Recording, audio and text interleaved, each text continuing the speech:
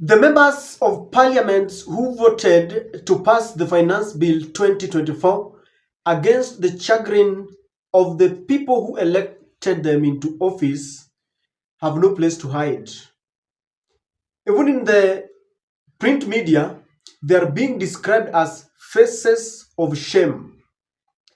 In a span of less than 24 hours, we've got a spate of invasion where the electorates who are angry went and destroyed their property. The Gen Z is calling this greetings. They are saying tunakuja kumsalimia. We have got videos of members of parliament whose pieces of property are facing destruction. And from the onset, I know destruction is not allowed and we don't support it. But if the Gen Zs have got no any other way of expressing their anger and displeasure, they are only left with one way. And this is to show them that the money that you are collecting from us, you are paid by taxpayers' money and you are using it as if we don't care. So this is the only way to show you. Ladies and gentlemen, it's been a day and a night of terror. In this video, I want us to take a look at members whose pieces of property have been destroyed in the last 24 hours, who have been chased away, and others are being warned. And let me begin by Kuria East MP Maisori Marwa Kamero was paid a visit by Kenyans to congratulate him for voting yes to the finance bill. And they touched this. That is what they're reporting. They're saying they went there to congratulate him and his house was touched. Let's look at this for a moment. Guys, niliwaambia sichengeki na sisemi kitu chochote kile. So hapa penye mnaona hivi ni kuteketezwa kwa nyumba la mzee Tayama huko mheshimiwa. So people they have decided to ban. Mama, wewe kulingana na kitendo hicho ambacho unaona hapa, unaonaje? Kabisa waje mji huyu uchomeke kabisa, tutaki huyu mtu ni mchafu kabisa. Kitayama waje aenda huko na Ruto, wakufe kwenda huko. Asante sana guys. So kama ambavyo nawaletea taarifa huku, mimi nawaletea live bila chenga. So then before we look at other videos, this is an urgent message that they are giving. They are saying, dear Kenyans, if you have your child attending Westbridge School in Thika Greens, owned by Thika Town MP Alice Wambui Ng'ang'a, please collect them ASAP or don't have them there next week. This is not a drill. They are saying if you have your child there. The reason I'm reading this, I have realized that when they tell you they are coming, they will come. Because there is a spate of invasion where members who voted yes are now being shown the door. Now, Imenti North MP Dawood Abdul Rahim was paid a visit by the area residents after voting yes to the punitive finance bill. Now, this was happening to Imenti North MP, and just listen. Nyumba ya Raimu hii ndio manufaa ya kupiga yes kweli. Jesus Christ. Hata kura ya Northiment imeenda hivyo tu. Hata kura ya Northiment ukweli imeenda hivyo. Hata kura ya Northiment imeenda hivyo. Hii nyumba ya Raimu kweli. Oh Jesus Christ. Then in Narok, protesters from Narok North storms the home of MP Agnes Pareio, another MP who voted yes for the punitive punitive taxes finance bill 2024. They decided to pay her a visit, a courtesy call. Wanasema tunakusalimia. Let's take a look.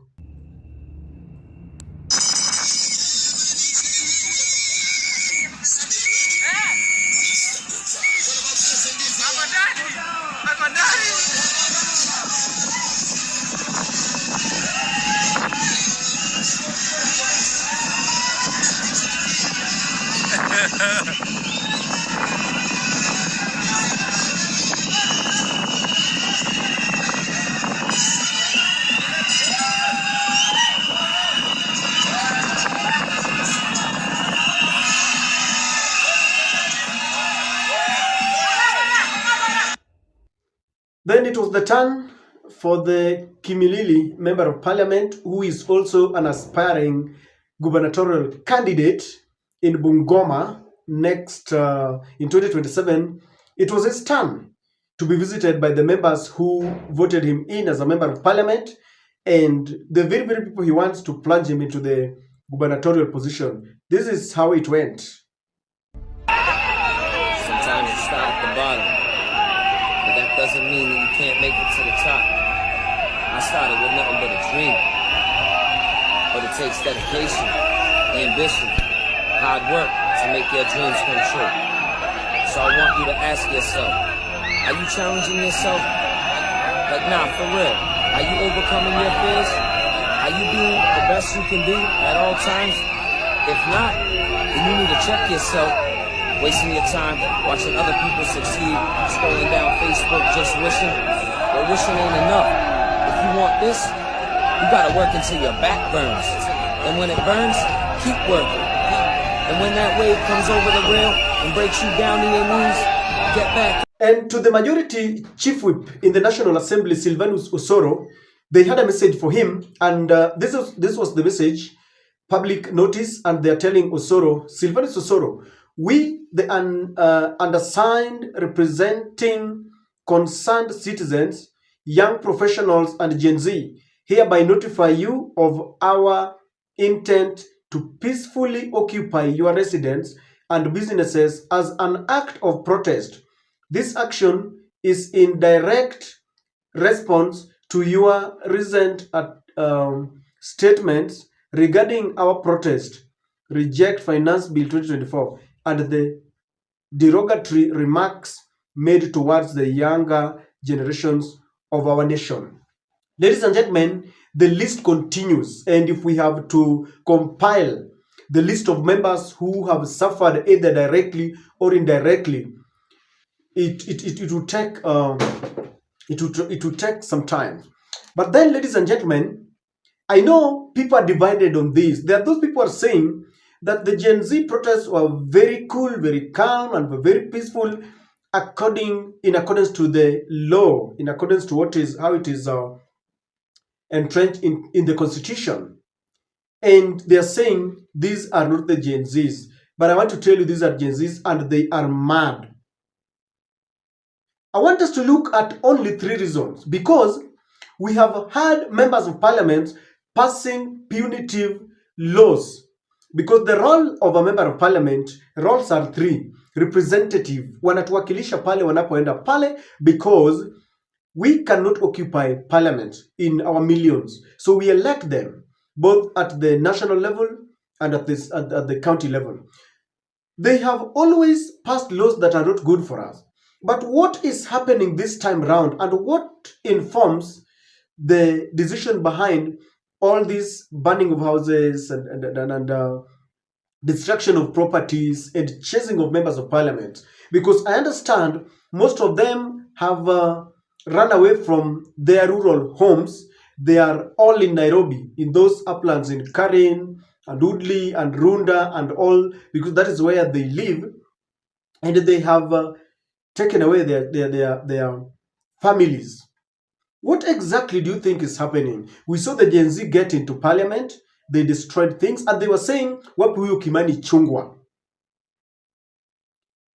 And we saw them telling the members of parliament who voted yes not to talk where they are, and they are shutting down, they're deplatforming them in churches. Yesterday, you saw at one of the churches, it's called Lavington United Church, cancelling an event, a fundraiser that First Lady Rachel Ruto is supposed to go and help collect some funds, because members had warned that bishop that we are also coming for that event and you'll see us. What is happening? Because there is an urgent call for members of parliament to listen to their people. That is exactly what I want to look at. If you're watching us for the first time, please subscribe to our channel. Thank you for your continued support. Ladies and gentlemen, number one that goes without saying is that the members of parliament listened to Ruto instead of listening to the people who voted them. There is this tendency that once we elect our members of parliament and we send them, kwa Kiswahili sometimes wanaitwa wajumbe. Mjumbe ni mtu ambaye umemtuma. You know, they're supposed to go and advocate for what you want as an electorate. Emissaries, we send them there, but then they listen to the executive after being bribed. So what really angered the electorate is that there are some news was coming in that some are being bribed. They are being given millions of shillings to vote for a bill that Kenyans had rejected during the public participation. So Kenyans are looking at it this way. Tunaumia, sisi bado mnaendelea kukula pesa ambayo tumeibiwa. You know?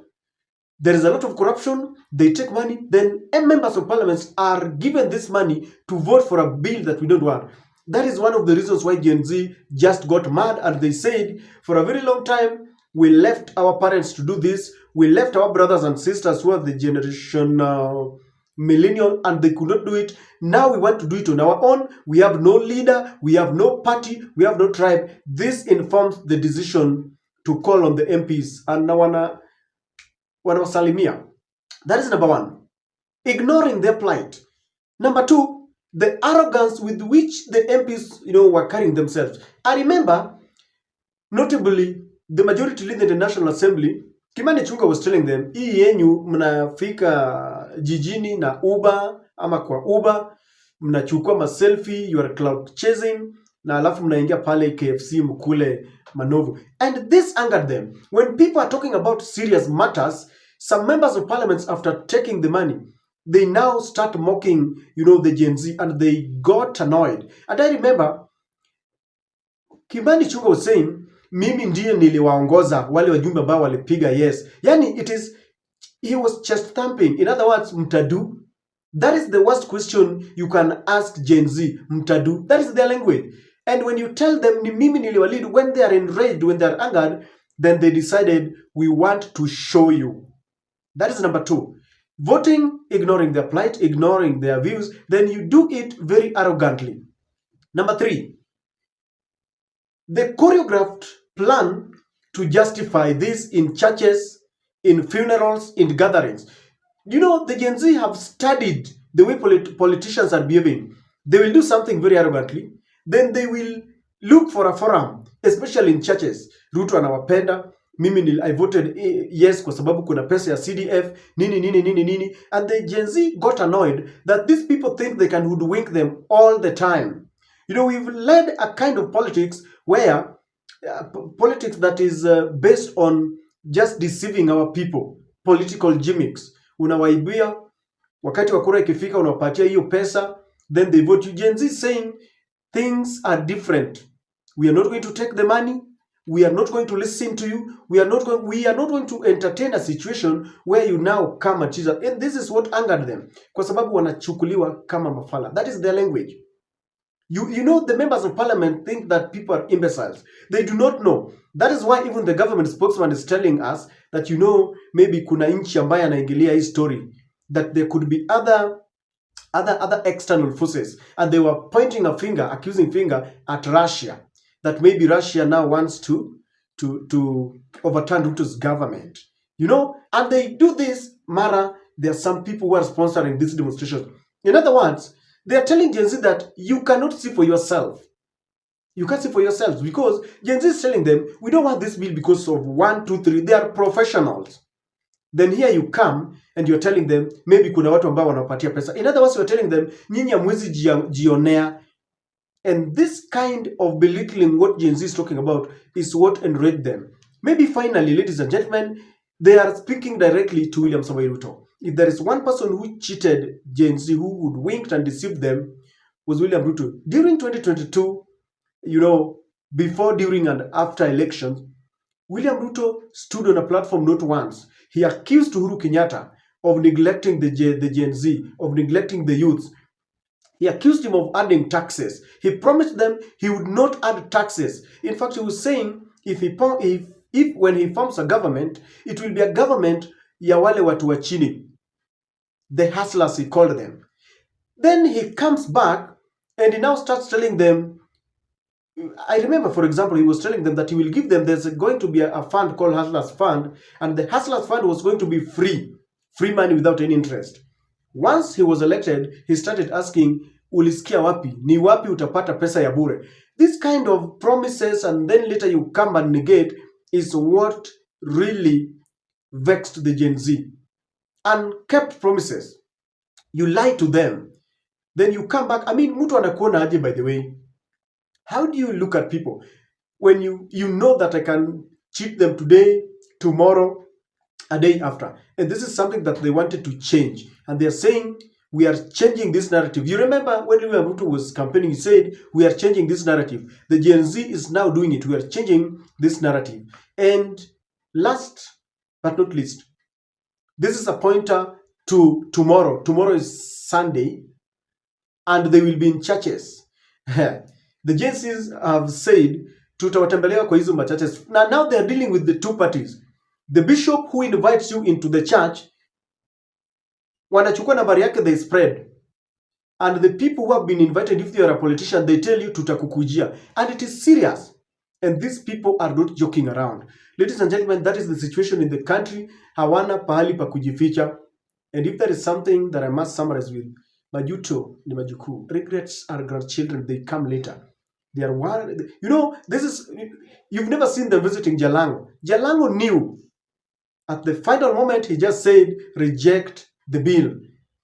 And with that, aliponia.